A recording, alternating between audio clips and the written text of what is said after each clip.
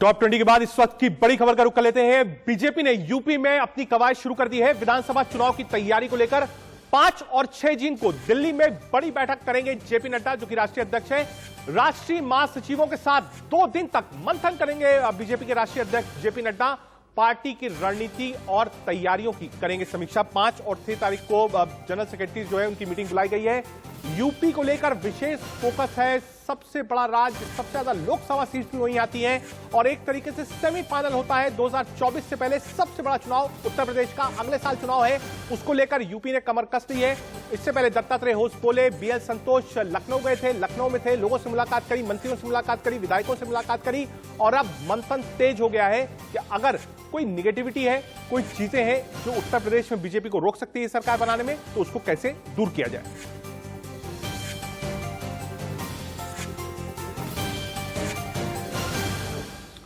सीधे चलते हैं लखनऊ अब खुर्रम निजामी के साथ। खुर्रम, अब पिछले 1 हफ्ते से हम देख रहे हैं मीटिंगों का दौर चल रहा है, लगातार मीटिंग्स हो रही हैं। इसके पहले बीएल संतोष, दत्तात्रेय होस बोले आए थे, अब जेपी नड्डा। 5 और 6 को बड़ी मीटिंग।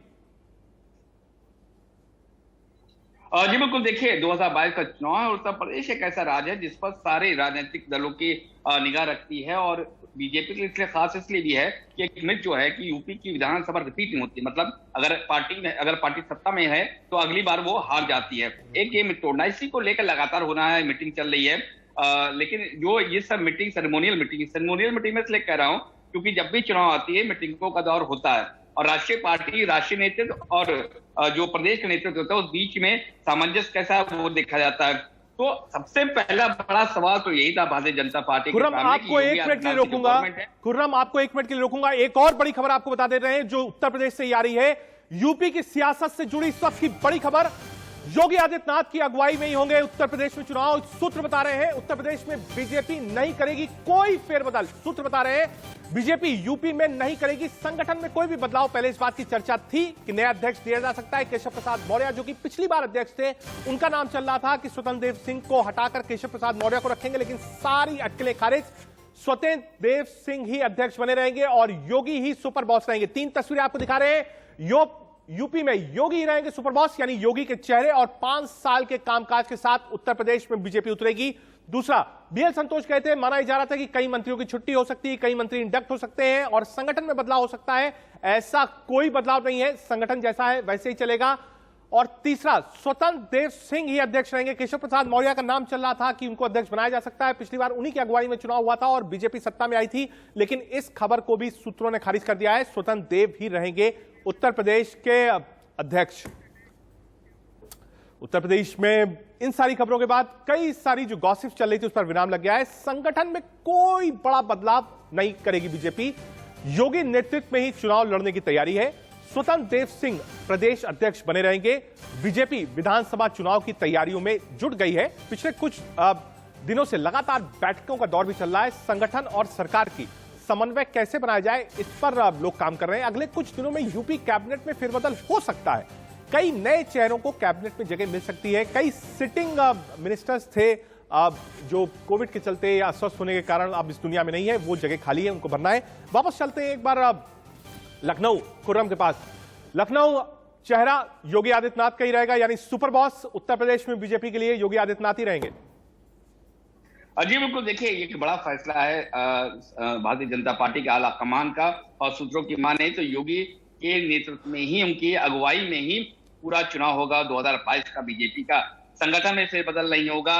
मंत्रियों की बात की जाए, मंत्रिमंडल की बात की जाए तो उसमें आंशिक फेरबदल होगा। फेरबदल तो मैं यही नहीं कहूंगा, इंडक्शन होगा 3 लोग का, क्योंकि 3 जगह खाली है। वो 3 चेहरे कौन से होंगे, संगठन से आते हैं वो देखने वाली बात होगा, संगठन से आते हैं या फिर जो विधायक है उनमें से किसको चुना जाता है। शर्मा जी पर सबकी निगाहें कि शर्मा जो कि ब्यूरोक्रेट थे, रिजाइन देकर एमएलसी बने और करीबी माने जाते हैं। और बड़ी बात है, उम्मीद ये है कि 3 से 4 या 6 मंत्री, मुझे लगता है खुर्रम, जो मेरी जानकारी है 5 से 6 मंत्री इंडक्ट हो सकते हैं।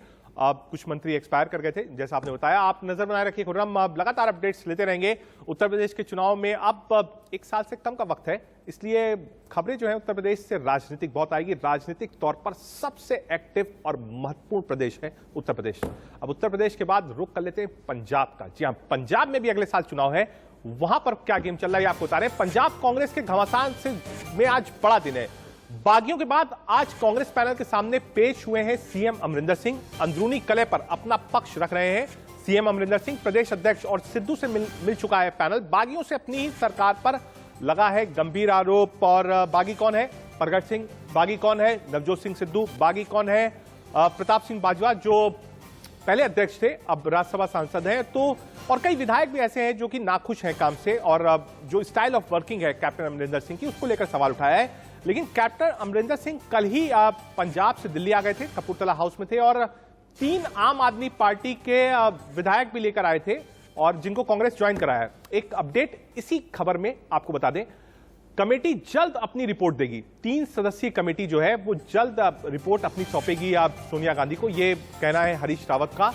कोई कुछ कहना चाहता हो तो अब भी कह सकता है। आज मुलाकात का आखिरी दिन है। हरीश रावत ने अल्टीमेटम दिया है कि अभी भी कोई कुछ कहना चाहे तो आए, अपनी बात रखे पैनल के सामने में, हम उस बात को आगे तक पहुंचाएंगे। सोनिया गांधी ने पंजाब की कलह को लेकर मल्लिकार्जुन खड़गे, हरीश रावत और जेपी अग्रवाल 3 लोगों की कमेटी बनाई थी। पिछले 1 हफ्ते कांग्रेस का वॉर रूम यानी 15 रकाबगंज में ये बैठकें हो रही थी। सभी विधायक, सांसद, जितने भी लोग थे, सब आए, आकर उन्होंने अपनी बात सामने रखी।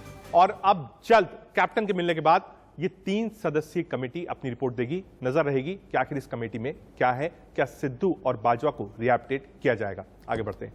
कांग्रेस की ये जो अंदरूनी कलह है, इस पर बीजेपी ने हमला किया है। बीजेपी की तरफ से केंद्रीय मंत्री प्रकाश जावड़ेकर ने कहा कांग्रेस पंजाब के लोगों के साथ धोखा कर रही है, क्योंकि सारे विधायक और मंत्री तो दिल्ली में है, तो सरकार कैसे चल रही है? क्या विचित्र राजनीति चल रही है। पूरा पंजाब कोरोना से प्रभावित है।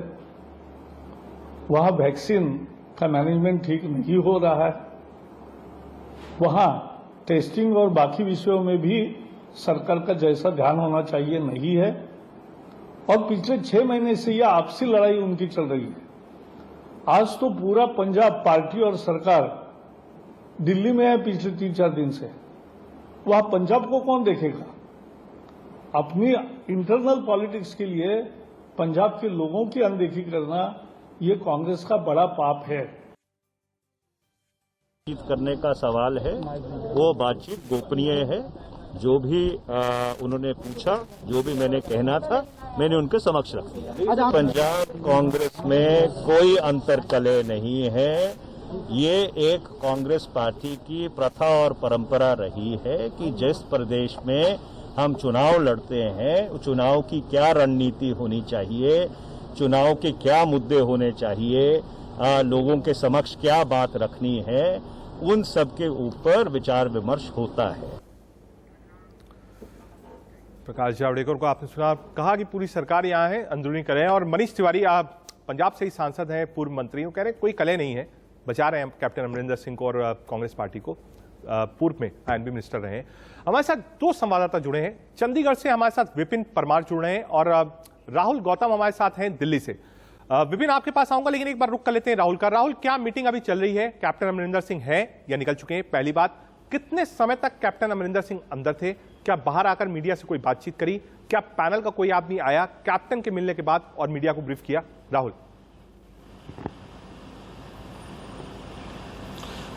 देखिए 2 घंटे हो चुके हैं और ये बैठक जारी है। अभी भी कैप्टन अमरिंदर सिंह मौजूद हैं अंदर इस पैनल के सामने, उनके वो अपना पक्ष रख रहे हैं। इसके अलावा मैं आपको ये भी बता दूं कि बताया जा रहा है कि इसके बाद वो वापस पंजाब निकलेंगे। उसके बाद इनकी कोई और मीटिंग्स लाइंड अप नहीं है।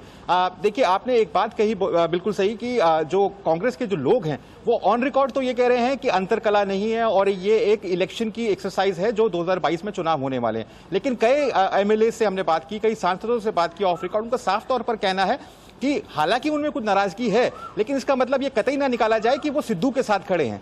क्योंकि आप अगर देखें तो कई जगहों पे खबरें चल रही हैं कि संक्षेप में आपने समझना चाहता हूं राहुल, एक चीज और आपसे समझना चाहता हूं। पहला, क्योंकि कैप्टन अंदर हैं, जब कैप्टन अपनी गाड़ी से गए थे उनकी बॉडी लैंग्वेज क्या थी, बॉडी लैंग्वेज क्या बोल रही थी, उस पर आपसे चाहूंगा एक छोटा सा कमेंट।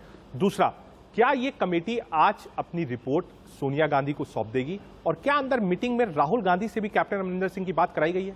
राहुल।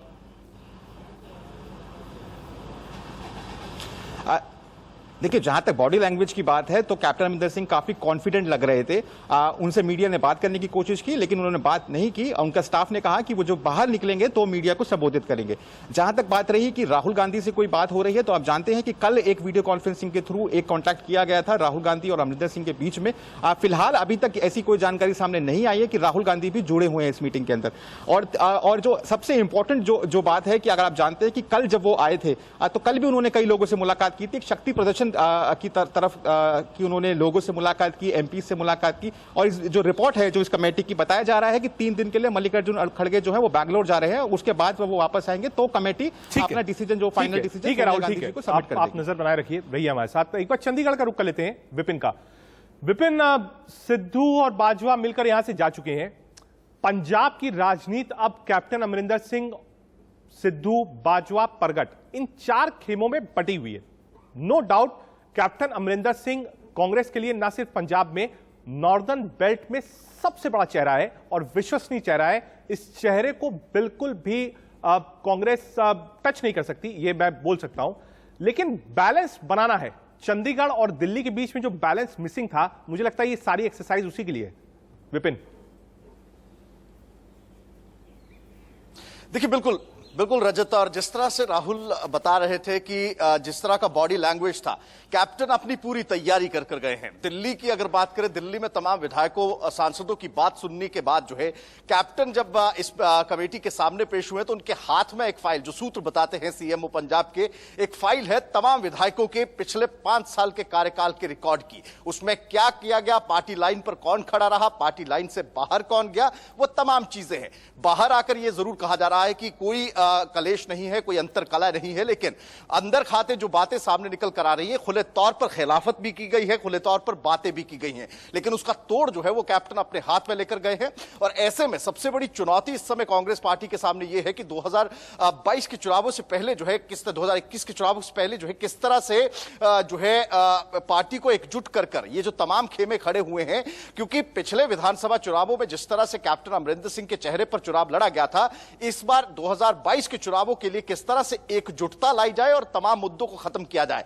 पंजाब के आम आदमी पार्टी के कैप्टन दिल्ली रवाना होने से पहले 3 विधायकों को उनके द्वारा ज्वाइन करवाया गया। एक सीधा संदेश दिया गया कि लोग अभी भी कैप्टन अमरिंदर सिंह के नाम पर आस्था जो है वो पंजाब में रखते हैं और उनके द्वारा ही पार्टी ज्वाइन करवाई। बिल्कुल, लेकिन ये जो गिफ्ट था, जब वो दिल्ली आए तो खाली हाथ नहीं आए। देखिए, ये मैसेजिंग होती है, पॉलिटिकल मैसेजिंग होती है कि वो दिल्ली आए तो सिर्फ विवाद के लिए या डिस्कशन के लिए नहीं आए। वो आम आदमी पार्टी के 3 बड़े नेताओं को तोड़कर कांग्रेस में जोड़कर तब दिल्ली में आए। यानी कैप्टन पर भरोसा अभी भी है कांग्रेस को पंजाब में। आप दोनों नजर बनाए रखिए, बड़ी खबर होगी, क्या कॉम्प्रोमाइज फॉर्मूला निकलता है। राहुल, हम जानना चाहेंगे और इस पर नजर आप लोग बना के रखिए, क्या कॉम्प्रोमाइज निकलता है। सिद्धू का क्या होगा, बाजवा को क्या मिलेगा, परगट सिंह को क्या मिलेगा, क्या 2 डिप्टी सीएम्स होंगे, क्या कोई नया अध्यक्ष कांग्रेस का होगा पंजाब में, इन सब पे हमारी नजर रहेगी। फिलहाल राहुल, विपिन, दोनों का आप हमसे जुड़े बहुत बहुत शुक्रिया। आगे बढ़ते हैं। जैसे जैसे कोरोना की रफ्तार थम रही है, वैसे वैसे लोगों का भरोसा भी बढ़ रहा है। कोरोना के टाइम दिल्ली से पलायन कर अपने घरों को गए प्रवासी अब लौटने लगे हैं। दिल्ली में अब अनलॉक की प्रक्रिया शुरू हो गई है और फैक्ट्री और कंस्ट्रक्शन साइट्स भी खुल गई है, जिसके बाद मजदूर लोग अपने घर लौट रहे हैं। आनंद विहार टर्मिनल पर रोजाना सैकड़ों की तादाद में प्रवासी नजर आ रहे हैं। देश की राजधानी दिल्ली में फिर से एक बार जो प्रवासी मजदूर हैं वो वापस आ रहे हैं, क्योंकि अनलॉक की प्रक्रिया शुरू हो चुकी है। अनलॉक की प्रक्रिया के तहत जो कंपनीज हैं या कारखाने हैं वो फिर से खुल रहे हैं, तो काम के लिए प्रवासी मजदूर फिर से वापस आ रहे हैं। आपको बता दें कि पहले लॉकडाउन में इन मजदूरों को बेहद परेशानियों का सामना करना पड़ा, जहाँ पे ट्रेन नहीं चल रहे थे, बसेस नहीं चल रहे थे, वो फंसे रहे, कई किलोमीटर उनको पैदल जाना पड़ा। इस समय हम आनंद विहार टर्मिनल में खड़े हैं, जहां पे ये सबसे अहम पॉइंट है प्रवासी मजदूरों का घर जाने के लिए। और यहाँ पे देखते हैं कि सुबह से यहाँ पे रश है, क्योंकि लगातार जो है वो जब से फैक्ट्रियाँ खुली हैं तब से प्रवासी मजदूर जो हैं वो वापस आ रहे हैं और काम ढूंढने के लिए भी, क्योंकि फैक्ट्रीज और कंस्ट्रक्शन साइट्स फिर से खुल चुकी हैं। हालांकि वहाँ पे भी कड़ी प्रोटोकॉल्स पालन किया जा रहा है। साथ ही आपको बता दें कि इस समय, क्योंकि अब जो दूसरा वेव था बेहद खतरनाक था पहले वेव से, तो प्रवासी मजदूरों को इस समय फैसिलिटीज़ दी गई थी। इंटर इंट्रास्टेट जो बस ट्रांसपोर्टेशन है वो बेहद अच्छा था, जिसके कारण उनको अपने घर जाने में ज़्यादा परेशानियों का सामना नहीं करना पड़ा। हालांकि अनलॉक की जो प्रक्रिया है वो शुरू हो चुकी है और वापस से प्रवासी मजदूर काम ढूंढने के लिए दिल्ली आ रहे हैं। कैमरा पर्सन पवन चौधरी के साथ Sabyasachi Roy Chaudhary, India news, Delhi. Covid के दौरान जब कर्फ्यू लगता है तो सबसे ज़्यादा दिक्कत उन लोगों को होती है जो रेहड़ी पटरी पर काम करते हैं, दिहाड़ी मजदूरी पर काम करते हैं, दूसरे छोटे छोटे गांव से बड़े बड़े शहरों में आते हैं। जब सब कुछ लॉक हो जाता है तो 2 वक्त का खाना भी नहीं होता। अब अच्छा ही है, अनलॉक की प्रक्रिया शुरू हो रही है। धीरे धीरे रोज काम करने वाले मजदूर दिल्ली और बड़े शहरों की तरफ लौट रहे हैं। एक छोटा सा ब्रेक, बुलेटिन में आप देखते रहिए इंडिया न्यूज़।